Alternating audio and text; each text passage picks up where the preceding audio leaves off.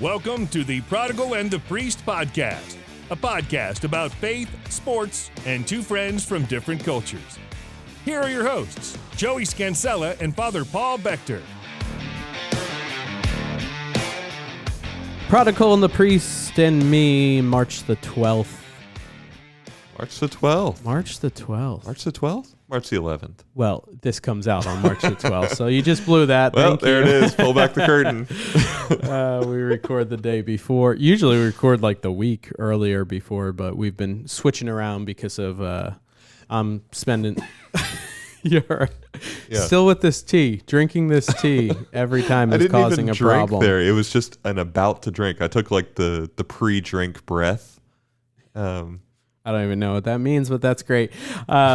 So, yes, this is coming out. You're listening to this on March 12th or later, and we're excited. This is where we answer the burning questions of our friends, our listeners, our comrades. Of our age. Yeah. So we are here to do that. If you would like to submit a question, you can do that one of a few ways. You can go to stparish.org/PTP. You could go to email us directly at Prodigal and the Priest and me. No, I'm butchering this. Prodigal and the Priest at gmail.com, or reach out to us on social media. So let's jump into it because we got stuff to do around this church and whip it into shape. And so first question, things.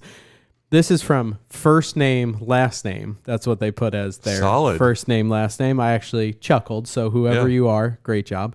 I've heard this explanation for our beliefs about saints and our prayers to them. We believe our petitions to saints are simply permitted by God, the same way we ask our friends on earth to pray for us.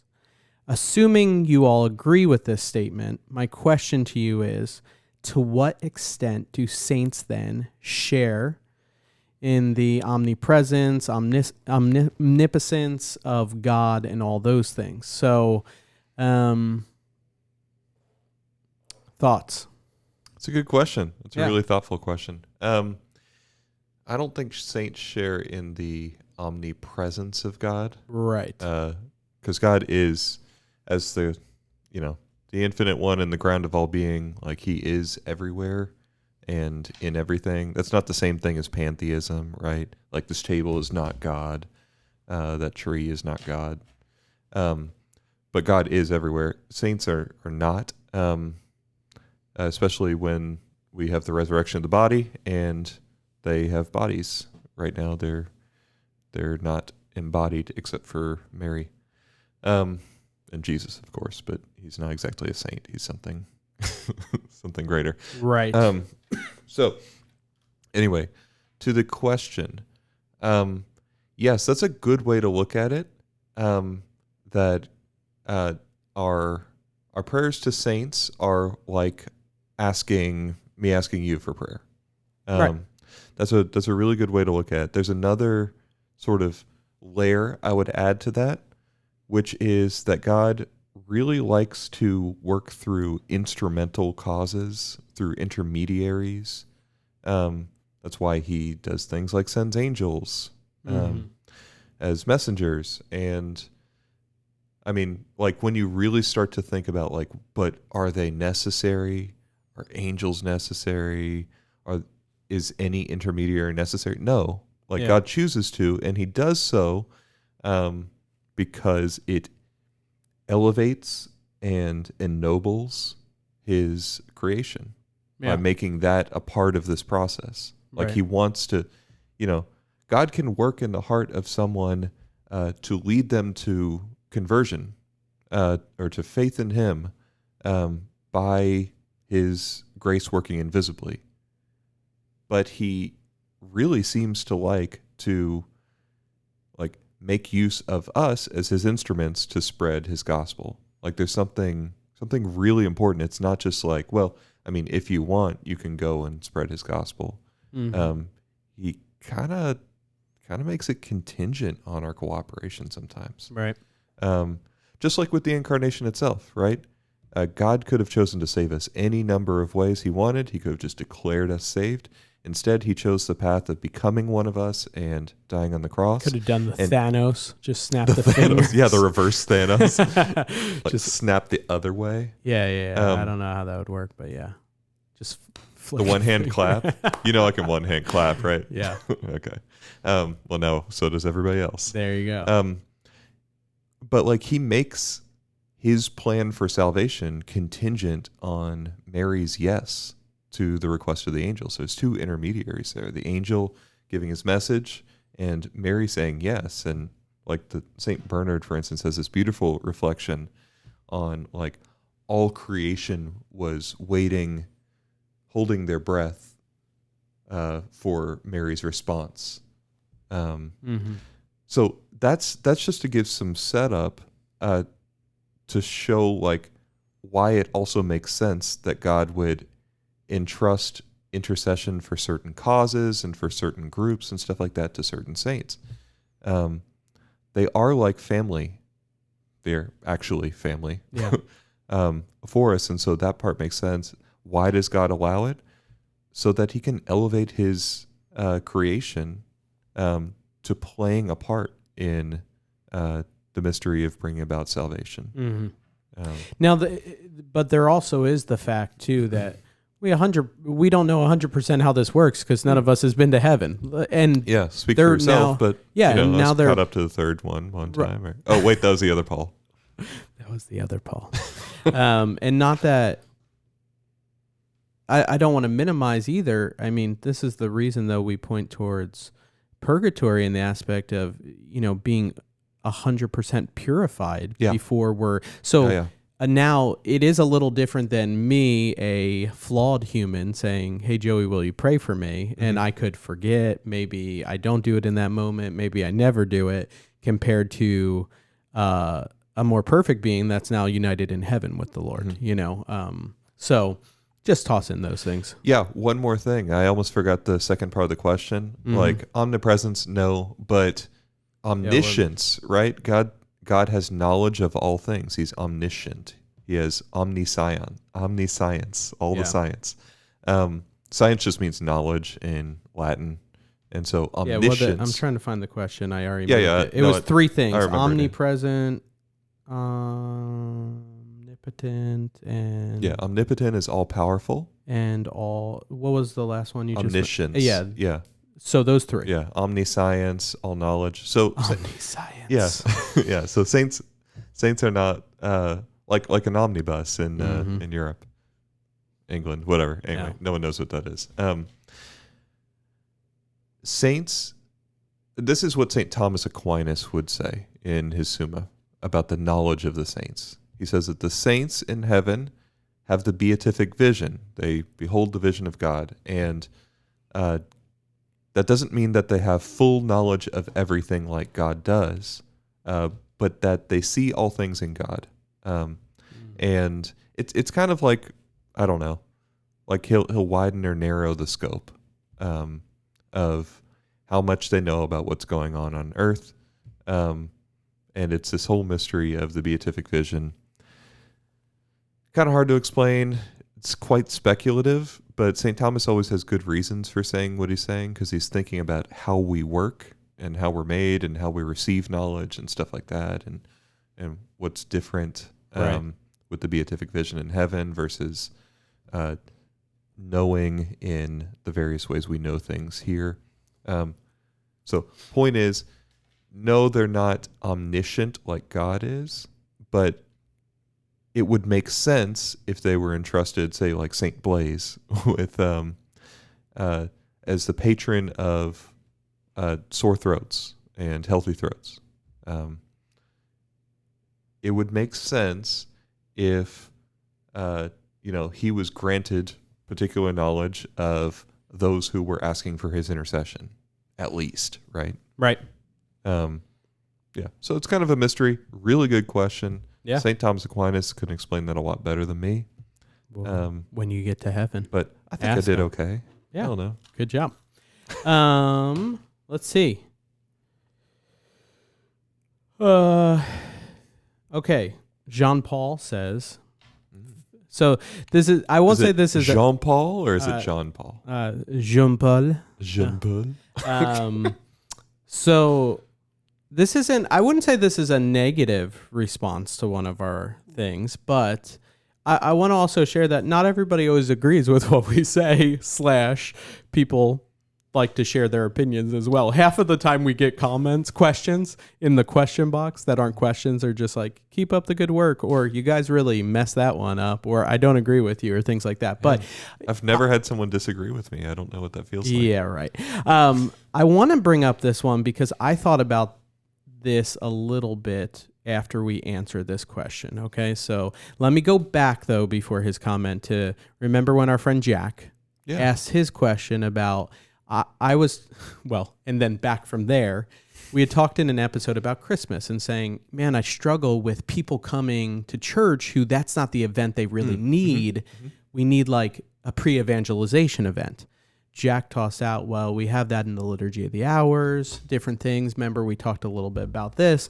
So Jean-Paul says, fellas, so when he says John, I think it's Jack, teed up a question on the Liturgy of the Hours, you came back with a bunt that didn't make it to the pitcher's mound. Father Paul, really? This is from the guy who brings such a rich nuance to the homily and the liturgy of the word. Didn't even speak to why it's liturgy. This was probably the first truly dumbed down answer to a profound opportunity to embrace a call to prayer for the gazillion of people burdened by the time in the midst of a pandemic. In closing, a link to the description of the Liturgy of the Hours, with everything you two could have said about the Liturgy of the Hours. Now, it's interesting that John Paul says that, because I wanted to bring up that I thought we missed, because I actually don't think the pre-evangelized people would really engage. Like, I don't think that was an opportunity for them either. You know, somebody offered that as an answer, and I think we talked about it a little bit, but even to say, I don't think if I had someone like I've talked about before, my neighbor Scott, right? A guy who most of the time we talk and, you know, he's holding a beer and a cigarette and no thought of God. And we begin, I'm not going to say, hey, do you want to pray the Liturgy of the Hours? Like, I think this is a real pre-evangelization opportunity. And that's for me saying that compared to coming to something that is, really designed for somebody like Scott to say it's engaging. Maybe there's a meal around it. There's good conversation. You know, maybe there is an element of faith in the beginning. Maybe there's not. Maybe it's just a really well done talk, and that there's an opportunity for him to share and ask questions and things like that. So I actually think we missed the mark on the question because of that. Jean Paul, who thinks we missed the mark on kind of the explanation of the Liturgy of the Hours. Could have said more. Yeah, so thoughts? Although, well, first thought, the bunt that didn't make it to the pitcher's mound, I don't think it's supposed to make it to the pitcher's mound. Oh, coming back strong. Yes, it's actually not supposed to make it to the pitcher's mound. It's supposed to be to first base or third base line. I do really appreciate the way he worked in like faith and sports. Those actually really funny. Yes. Yeah. So thank you for. Okay. Yeah. Let me start with the Liturgy of the Hours, and then I'll. And he says a bunch of other things, but it's a really long. We don't have time to read this. You know. Yeah. First of all, the Liturgy of the Hours is, I mean, the divine office is tremendous. For me, it was one of the things that took my faith into this whole other echelon of lived reality. And I have experienced it in so many different contexts. In particular, I think what John Paul was referring to was things like monastic contexts where it's really done beautifully, and it draws you into this mystery of the Psalms and of Christ who speaks his word through us as we're singing his word, and him praying the Psalms, and just this tremendous extension of the liturgy throughout space and time that you get in that.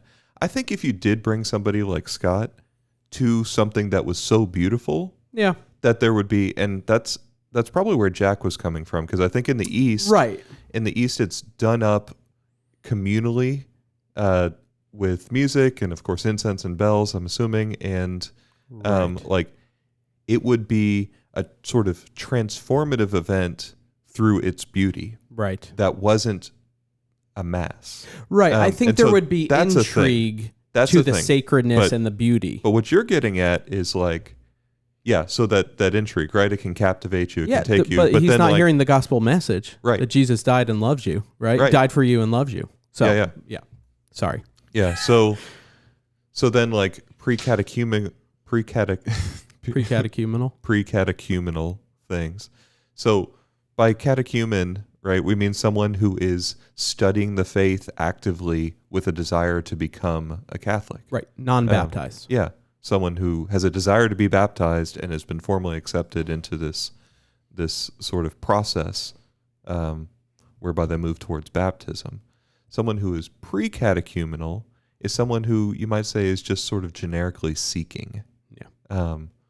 Or even specifically seeking, but not sure what, or not sure about things. Like there hasn't been a turn to where they have come to a point where they're ready to entrust their life to Jesus Christ and to his body, the church.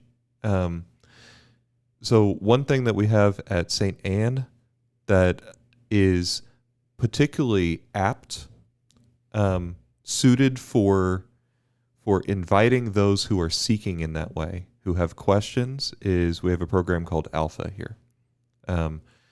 It's the first step of our discipleship pathway. It's not the last step by any means, but we can sometimes describe it as like a front porch kind of thing to the church. Like maybe somebody's not ready to walk inside the church to attend Mass or a beautiful celebration of the Liturgy of the Hours of Divine Office. Yeah. But they kind of want to be around the church, like in this sort of loose orbit. Or they were just even invited by a friend who said, hey, I'm going to this thing. Why don't you come with me? It's incredible how many people will accept an invitation. And the statistics on like how few people actually invite people to things are kind of shocking in light of the statistics on how many people will accept an invitation. So yeah, at St. Anne we have this thing called Alpha, where it takes a lot of the burden off of those doing the inviting, and makes it much easier for them to accompany somebody, to walk alongside them, to be with them, but not have to answer all their questions or feel like everything depends on them. Right. Well, you're bringing them into the community here, and that's kind of an atrium or like a front porch space where people can kind of get comfortable with the community, have some questions answered, in normal times enjoy a meal.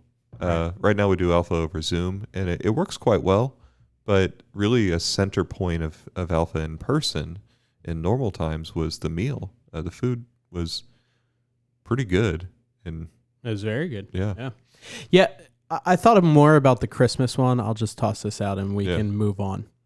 I mean, how cool would it be? And I'm sure there's objections, and I hope Jean-Paul doesn't think we're, taking his, question lightly or not addressing it. Like we appreciate really the feedback, all of that. Yeah. And we always appreciate people that disagree. It would take a whole episode to go into to really like how tremendous and important the Liturgy of the Hours is. And there's been people who haven't been as nice as Jean-Paul and just rude, and we're not going to probably respond to your questions ever. So, but I control the questions anyway. Very much. So, although I do send them to you if somebody is like, just like rude, and I'm like, can you believe this person? So, but and then we laugh. Yeah. But thinking about Christmas, right?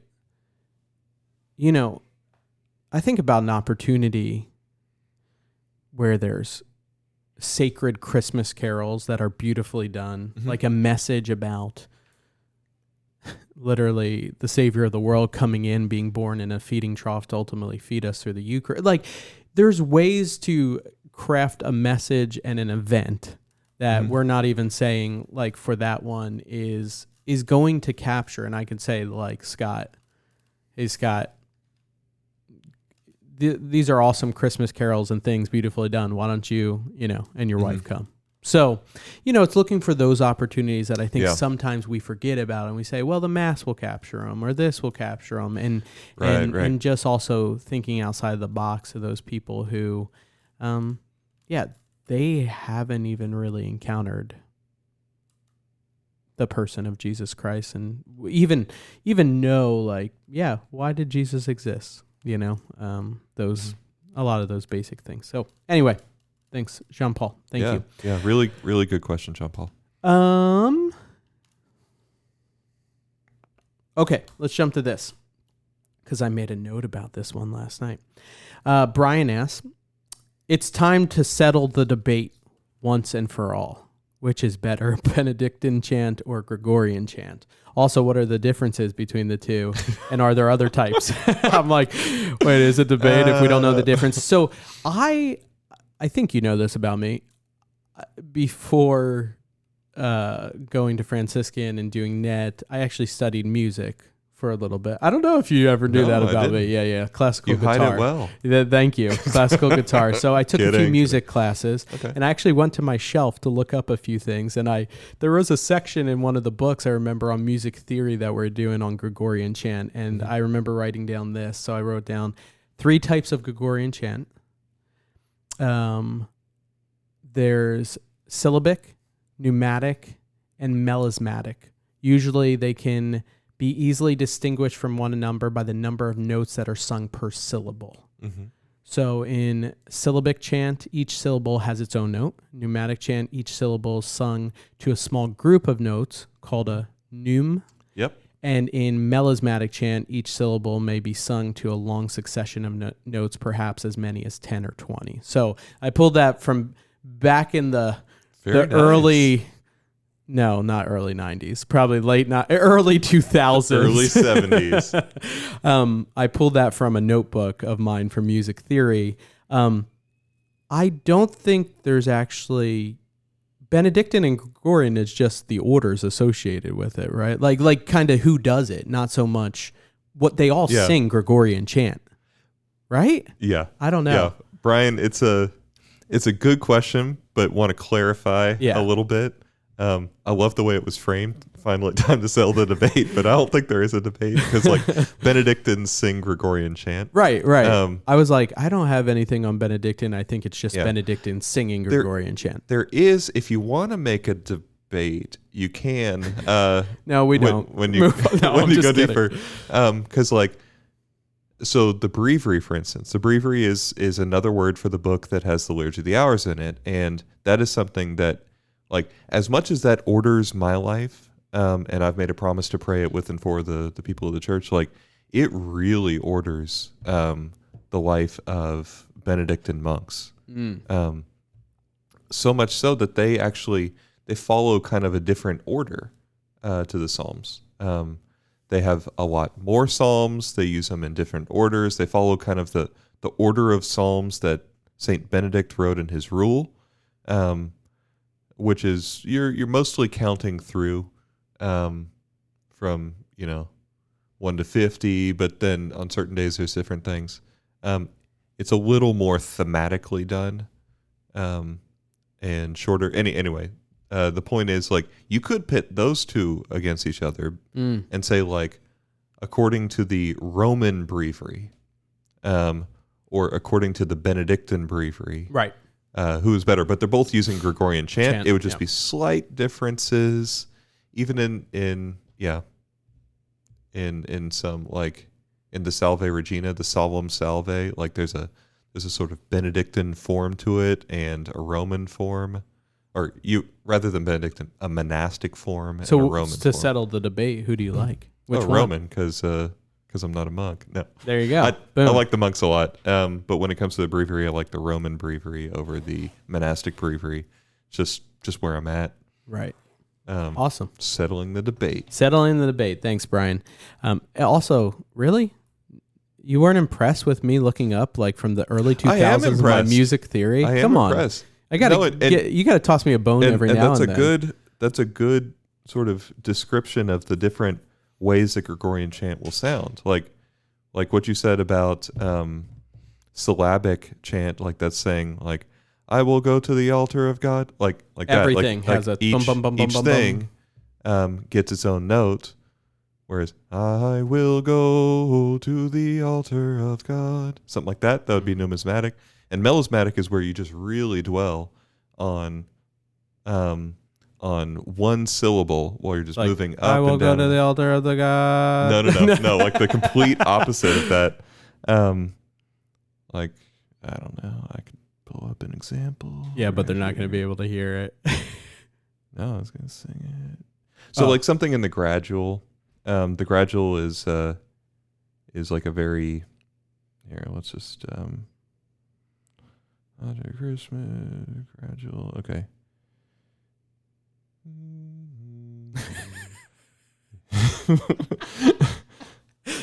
This is amazing. Oh, like one word, yeah, like multiple. You hear like omnes there. It's just, it's like at the end of that's just one syllable. When's the end? Is it the end of, I'm blanking now. No, the end of Easter where we're like, Alleluia.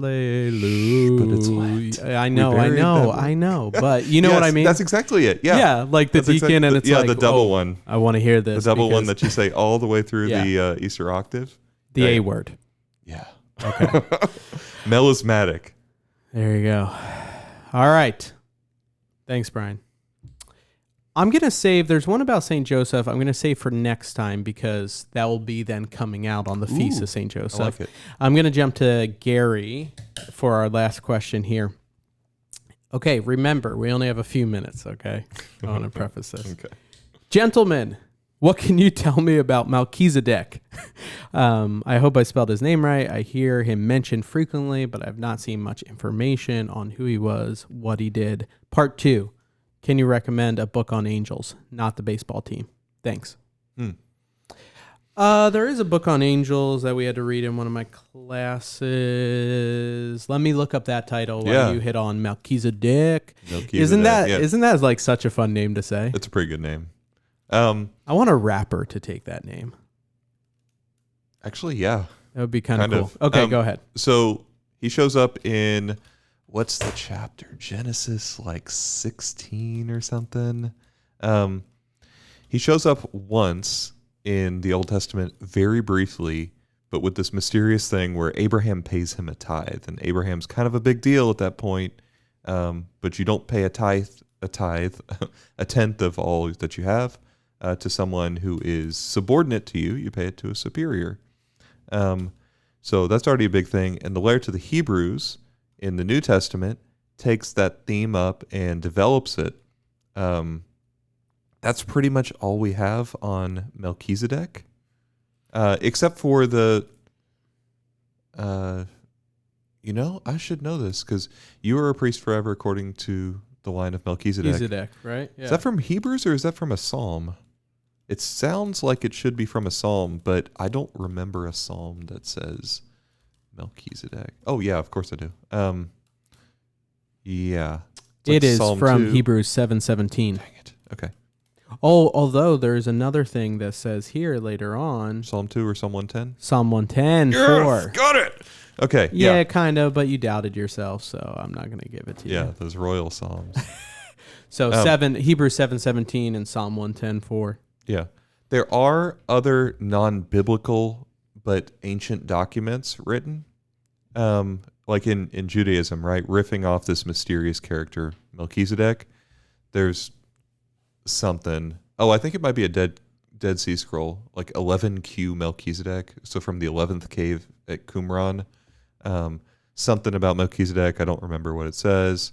And so like with some of those kind of intertestamental texts, like the texts that are happening close to the time of Jesus, but are not part of the like canonical and inspired biblical text, they can be interesting and useful to read, but you also want to read them in the same kind of way that you would read things like the Gnostic Gospels, right? That like, this does not infallibly contain our faith, but it does show what people were saying at the time. Yeah. And so there are ancient documents like that on Melchizedek. Beyond that... But he's so important to the priesthood because... Yeah, because you are a priest forever according to the line of Melchizedek, and because of what said Hebrews at ordination, says, right? Yes. Yeah. Yeah, and because Jesus Christ is called from Hebrews a priest without beginning or end according to the line of Melchizedek. Fulton Sheen in his "The Priest is Not His Own" certainly says things about the priesthood of Melchizedek. I don't remember what they are because it's been a while since I've read it, but I know for sure that he does, and it's a really good book too. You had a book on angels. Sorry.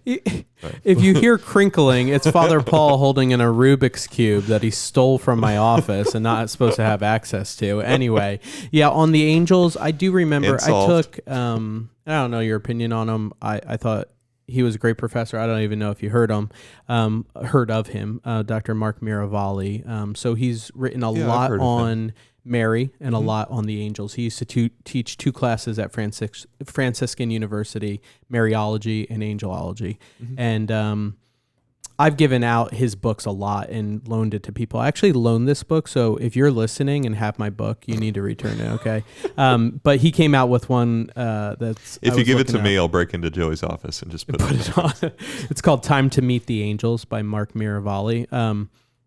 I recommend it. It's a good beginner book on it, and it just talks about like this is time to appreciate, befriend, love these heavenly beings who already know and love us. And so I would start there. And that sounds to me like a great place to start. I haven't read the book, but I have heard of him and I've read some stuff by him, and I think he's very good.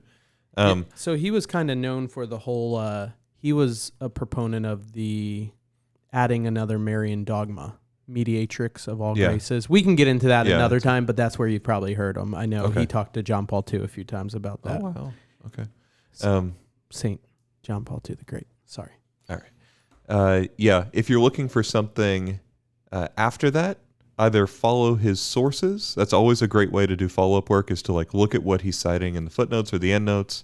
Especially on a kind of popular level book like that, because he's citing other stuff, which will be like next step. St. Thomas Aquinas has a whole treatise on the angels, which if you're ready to just dive into that or do that through some sort of commentary, like Father Caragul Lagrange has a whole series of sort of early 20th century commentaries on St. Thomas. Like that's sort of at the other end of like the accessibility spectrum. Like you have entry level, and then you've got like St. Thomas, who's going to be pretty complex unless you're used to reading him. I don't know anything in the middle, but I'm sure in the endnotes and sources of the Miravalli book, you'd find it. Yeah. So on that, what do you think? I feel like we did a lot today. We did. Yeah. And I bogged this down numerous times. Yeah. Had to push through. So we appreciate everybody, and you solved the Rubik's Cube, whatever. Okay. So satisfying. Hey, next time we see, 2 times from now when we see y'all, Feast of St. Joseph, Solemnity. During the year of St. Joseph. Also, it's going to be aweson. Meet Friday. But don't scandalize anybody. Yes. Because not everybody knows. But just go to town. All right, on behalf of Joey Scansella, Father Paul Beckner, take care. God bless.